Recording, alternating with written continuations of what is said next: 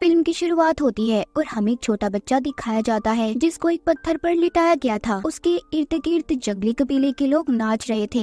इस कबीले का लीडर इस बच्चे को अपने देवता की खातिर मारना चाहता था। इस बच्चे का नाम लिनशु होता है। तभी लिनशु अपने पास एक बहुत ही बड़े काले रंग के पाइथन को देखता है। जैसे ही पाइथन अपना बड़ा सा मुंह खोलकर इसे खाने वाला था तो लिनशु की आँख खुल जाती है। यहाँ से हमें पता चलता है कि लिनशु सपना देख रहा था। दरअसल वो अपने अंकल के साथ एक नदी पर लकड़ी की बनी हुई कश्ती में बैठकर मछलियाँ पकड़ने आया हुआ था। लिनशु अपने सामने धुंध से ढका हुआ एक आइलैंड देखता है। वो अपने अंकल से उस आइलैंड के बारे में पूछता है। उसके अंकल बताते हैं कि यहाँ पर सुना है बहुत बड़े बड़े सांप रहते हैं और इधर इंसानों के ढांचे पड़े हुए मिले हैं। यहाँ पर बहुत ज्यादा खतरा है, हमें जितना हो सके उतना दूर रहना चाहिए। बातें करते हुए लिनशु के अंकल को ख्याल ही नहीं रहा था कि वो मछलियाँ पकड़ रहे हैं। तभी उनके जाल में एक बहुत बड़ा पाइथन आ जाता है। उसको खींचते हुए वो खुद पानी में गिर गए थे। लिनशु बहुत ज्यादा डर जाता है। उसके अंकल पानी से बाहर आ जाते हैं और कहते हैं फिक्र नहीं करो, मैं ठीक हूँ, मैं तो बस मछलियाँ पकड़ने वाले जाल में फंस गया था, मगर अब पानी की लहरें खींचकर उन्हें आइलैंड के पास ले गई थी। लिनशु के अंकल बहुत ज्यादा डर जाते हैं। वो जल्दी से यहाँ से जाने की कोशिश कर रहे थे। तभी जब वो पीछे मुड़कर देखते हैं तो कश्ती पर लिनशु नहीं था, वो गायब हो चुका था। लिनशु के अंकल बहुत ज्यादा डर जाते हैं। वो अपनी कश्ती को लेकर वहाँ से जल्दी जल्दी उसे चलाकर अपने गांव में वापस आ गए थे। वो आकर अब सारी बात के बारे में लिनशु के डैड अपने भाई को बताते हैं, जो सुनकर डर गए थे। वो पूछते हैं कि कहाँ पर छोड़कर आए हो तुम मेरे बेटे को। उधर हमें लिनशु को दिखाया जाता है जो उसी आइलैंड के बीचों बीच फंस चुका था, जिसके बारे में इसके अंकल ने बताया था कि यहाँ पर सांपों का राज है। उसे पता ही नहीं चल रहा था कि वो कहाँ पर जाए। जब वो थोड़ा सा आगे चलता है तो उसका पाँव एक पत्थर से टकरा गया था। वो अपने आगे एक बहुत बड़े सांप की खाल देखता है, जिसे देखकर वो डर गया था और अपने पीछे भी किसी अजीब सी चीज को महसूस करता है। जब वो पीछे मुड़कर देखता है तो वहाँ पर कोई भी नहीं नजर आता। इसके बाद वहाँ पर एक जंगली पौधा उस पर हमला करके उसे अपनी झाड़ियों में फंसा लेता है। यानी कि इस आइलैंड पर सांपों के साथ साथ यहाँ के दरख्त पौधे भी जानदार थे,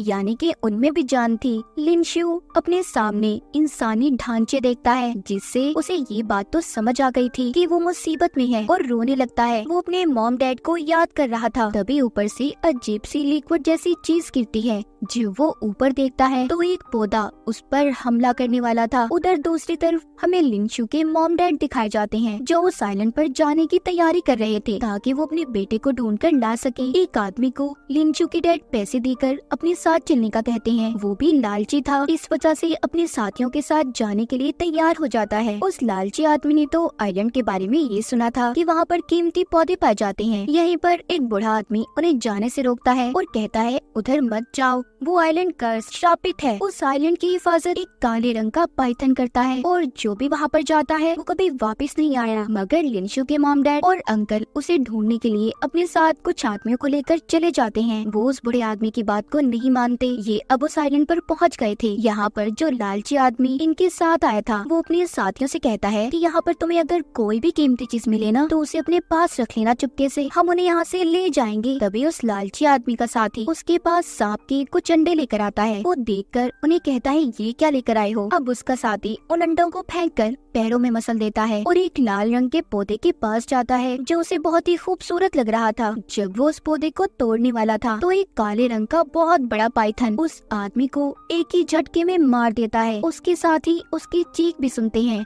वो समझ गए थे कि शायद उसके साथ कुछ बुरा हुआ है। उधर लिनशु की मॉम को उसका गिरा हुआ जूता मिलता है, जिससे उन्हें ये बात तो पता चल गई थी कि लिनशु इसी आइलैंड पर है। तभी इन पर भी उस काले रंग के पाइथन ने हमला कर दिया था। जब भी उससे बचकर भाग रहे थे तो एक जंगली पौधा अपनी झाड़ियों में लपेटकर इन्हें एक गार में गिरा देता है। यहाँ पर लिनशु के अंकल बताते हैं कि मैंने सुना है यहाँ पर इमोर्टल होने का राज छुपा है, यानी कि इंसान अगर उस राज तक पहुँच जाए तो कभी भी नहीं मर सकता और यही वजह है यहाँ पर रहने वाला पाइथन आने वाले इंसानों को मार देता है। इधर ही लिनशु की भी आवाज आती है। जब ये जाकर देखते हैं तो वो झाड़ियों में लिपटा हुआ था। ये उसको आजाद करवाते हैं। दूसरी तरफ लालची आदमी के साथ ही कुछ अजीब से पौधों को देखते हैं, मगर साथ ही उन्हें वहाँ पर इंसानों के ढांचे भी दिखाई दिए थे। जब वो उन पौधों को तोड़ छोड़ने वाले थे वहाँ पर बहुत सारे सांप आ जाते हैं। ये सभी अब अपनी जान बचाकर भागने लगे थे। यहाँ से जाते हुए लिंशु ने एक सांप के अंडे को अपने बैग में रख लिया था। अब सभी वहाँ पर लटके हुए झाड़ियों के सहारे से बाहर निकलने की कोशिश करते हैं। तभी पाइथन एक आदमी को खींचकर मार देता है। अब जब ये सभी बाहर आ गए थे तो लिंशु के डैड उस लालची आदमी से कहते हैं, तुम्हारी लालच हमें मरवाने वाली थी। तभी वो आदमी कहता है, मैं तो यहाँ पर तुम्हारा साथ देने आया था ताकि हम मिलकर तुम्हारे बेटे को ढूंढ सके, और तुम मुझ पर इल्जाम लगा रहे हो और तुम्हारी वजह से मेरे दो अपने साथी मारे गए। उन दोनों की आपस में बहुत बहस हो रही थी। तभी लिंशु के मॉम ने उसके डैड को चुप करवा दिया था। अचानक से वो गिरकर बेहोश हो गई थी। लालची आदमी भी नीचे गिर जाता है। लिंशु के अंकल देखते हैं कि इन दोनों को तो सांप ने काट लिया है, जिस वजह से इनकी ऐसी हालत हो गई है। यानी कि जब वो बचकर उस पाइथन से भाग रहे थे तो उसने इन पर हमला कर दिया था। अब ये इन्हें वापस से अपने गांव में ले आए थे। इनके इर्द गिर्द बहुत से लोग जमा थे। यहाँ पर एक आदमी आता है जो बताता है कि हमारे गांव पर बहुत से सांपों ने हमला कर दिया है। यहाँ पर जितने भी लोग जमा थे सभी सांपों को भगाने के लिए चले जाते हैं। इधर लिंशु की मॉम की हालत भी बहुत खराब थी।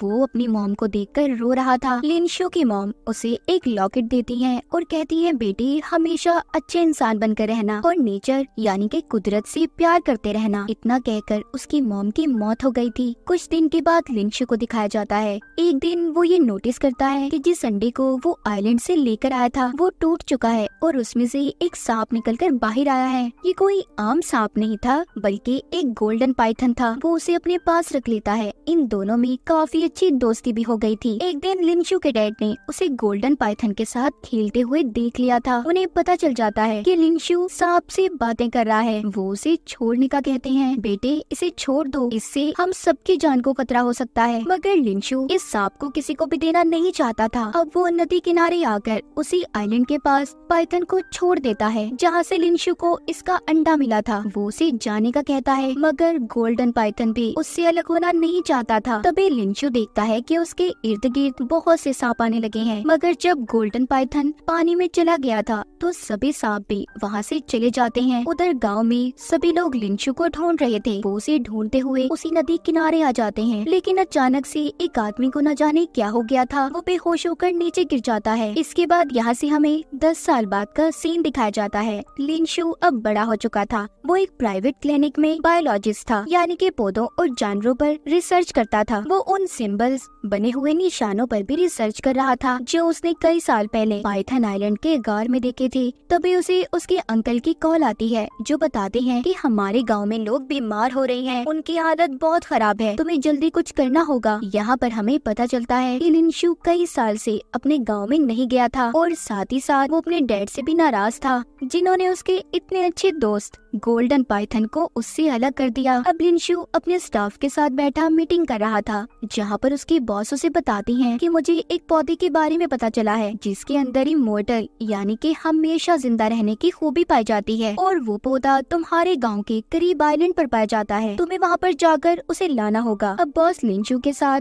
अपनी बेटी और कुछ साइंटिस्ट को भी उसके गाँव में भेज देती है। लिंशु अपने गाँव में आकर अजीब नजारा देखता है।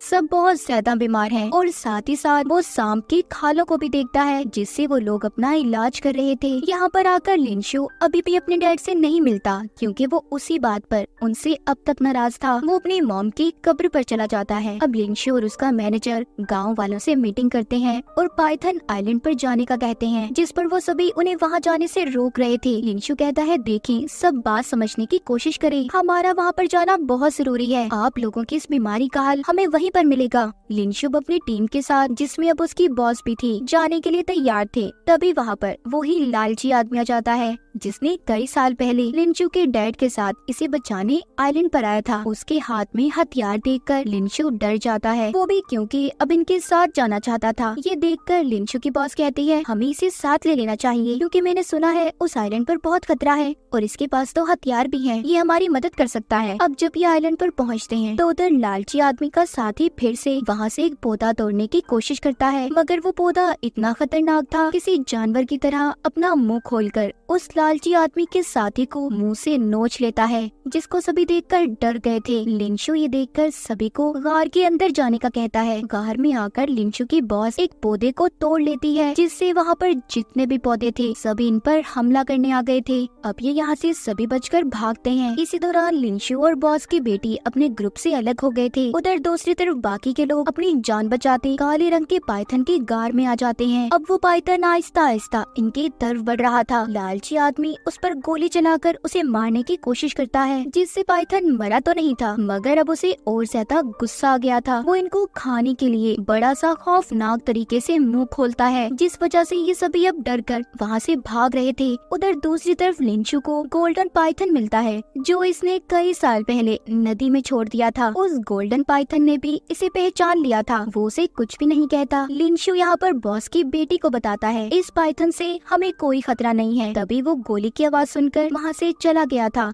इधर अब लिंशु को भी वही निशान नजर आते हैं जिन पर ये रिसर्च कर रहा था। उसे समझ आ जाती है कि ये निशान यहाँ पर रहने वाले कबीले के लोगों से जुड़े हुए हैं, यानी कि यहाँ पर रहने वाले कबीले के लोग भी इमोर्टल हमेशा जिंदा रहने के बारे में पता लगा रहे थे। तो अब वो सिंबल्स निशान देखकर इसे पूरी कहानी पता चलती है कि हजारों साल पहले यहाँ पर आसमान से मेट्रोइड्स यानी कि टूटता हुआ तारा गिरा, जिसकी गर्मी की वजह से यहाँ पर ये पौधे पैदा हुए जो इंसानों की तरह जानदार हैं। उनकी रिसर्च के मुताबिक अगर ये पौधा कोई इंसान खा ले तो हमेशा जिंदा रह सकता है। इसका टेस्ट कबीले वालों ने इंसानों पर भी किया था मगर जिसका नतीजा अच्छा नहीं निकला। अभी आखिरी बनी हुई तस्वीर में कबीले वालों को सांपों को चूमता हुआ दिखता है। उधर दूसरी तरफ लिंशु की बॉस ने एक पौधे को हाथ लगा लिया था, जिससे अब वो पौधा भी उन पर हमला कर देता है। काले रंग का पाइथन भी वहाँ पर आ गया था। लालची आदमी अपनी जान बचाने के लिए अपने एक साथी को उसके आगे फेंक देता है और खुद बाकी सभी के साथ मिलकर वहाँ से भाग गया था। फिर बॉस अपनी बेटी से मिलती है। बॉस की बेटी अपनी मॉम को गोल्डन पाइथन के बारे में बताती है। मैनेजर सुनकर कहता है, जिस पौधे को हम यहाँ पर तलाश करने आए हैं वो गोल्डन पाइथन से जुड़ा हुआ है। अब बॉस यहाँ पर लालची आदमी को पैसों का और लालच देकर गोल्डन पाइथन को पकड़ने का कहती है। यहाँ से आगे जाने पर ये काले रंग के और गोल्डन पाइथन को देखते हैं जो दोनों एक दूसरे में लिपटे हुए थे। यहीं पर गोल्डन पाइथन की जिल्द किसी पौधे के पत्तों की तरह झड़ रही थी। लिंशु को देखकर ये समझ आता है कि गोल्डन पाइथन की जिल्द ही है जो झड़कर किसी पौधे में बदल जाती है और इमोर्टल पौधा बनता है, जिससे इंसान हमेशा जिंदा रह सकता है और हो सके तो हम उस पौधे से किसी की भी जान को बचा सकते हैं। लिंशु की बॉस लालची आदमी को पाइथन्स को मारने का कहती है मगर काले रंग का पाइथन उन पर हमला कर देता है। जब एक आदमी गोल्डन पाइथन को मारने वाला था तो लिंशु आकर उसे रोकता है और दूर फेंकता है, क्योंकि वो गोल्डन रंग के पाइथन को किसी को भी नुकसान पहुंचाने देना नहीं चाहता था। उधर ही काले रंग का पाइथन आकर अचानक से लिंशु को काट लेता है। उसका जहर अब उसके जिस्म में फैलने लगा था। यहाँ पर गोल्डन पाइथन आकर लिंशु के जख्म को छूकर उसे ठीक कर देता है और इसी बात का फायदा उठाकर लालची आदमी ने गोल्डन पाइथन के सर में गन को मारकर उसे बेहोश कर दिया था। काले रंग का पाइथन भी सब पर हमला कर देता है। वो बॉस की बेटी को मारने ही वाला था तो यहाँ पर लिंशु ने आकर उसे बचा लिया था। काले रंग का पाइथन उन्हें मारने के चक्कर में खुद उस झाड़ियों वाले पौधे से टकरा जाता है जिसने अब उसे जकड़ लिया था। लिंशु और बॉस की बेटी किसी तरह से गार से बाहर आ गए थे। वहाँ पर आकर लिंशु को वही पौधा मिलता है जिसको लेने ये यहाँ पर आए थे, जिससे किसी को भी बचाया जा सकता था और हमेशा जिंदा रहने की ताकत थी। वो उसे तोड़कर अपनी जेब में रख लेता है। उधर मैनेजर बॉस को कहता है कि अगर तुम्हें इमोर्टल होना है तो तुम्हें गोल्डन पाइथन को खाना होगा। ये बात सुनकर लालची आदमी गोल्डन पाइथन को मारने जाता है मगर वो उसे ही जकड़ कर काट लेता है। लालची आदमी अब मरने वाला था। तभी लिंशु को यहाँ पर अपनी मॉम की बात याद आती है कि किसी का भी बुरा कभी मत करना। ये सोचकर वो उस पौधे को जो उसने तोड़ा था लालची आदमी को खिला देता है मगर वो उस पौधे का पत्ता खाते ही लिंशु पर हमला कर देता है, क्योंकि उसकी ताकत 100 गुना बढ़ गई थी। अब लिंशु के डैड और अंकल भी उसे बचाने के लिए उस आइलैंड पर आ गए थे। वो उस लालची आदमी पर हमला करते हैं। तभी दोबारा से गोल्डन पाइथन ने आकर लालची आदमी को जकड़ लिया था मगर अब वो उस पत्ते को खाने की वजह से इतना ताकतवर हो गया था कि गोल्डन पाइथन को चीरकर उसका खून पी जाता है, जिससे अब वो और भी ताकतवर हो गया था। वो लालची आदमी बताता है कि गांव में भी बीमारी मैंने ही फैलाई थी थी ताकि मैं गाँव वालों से पैसे कमा सकूं। इतना कहकर वो लिंशु पर दोबारा से हमला करता है, मगर इस बार लिंशु के डैड अपने बेटे को बचाने आगे आ गए थे। चाकू लगने की वजह से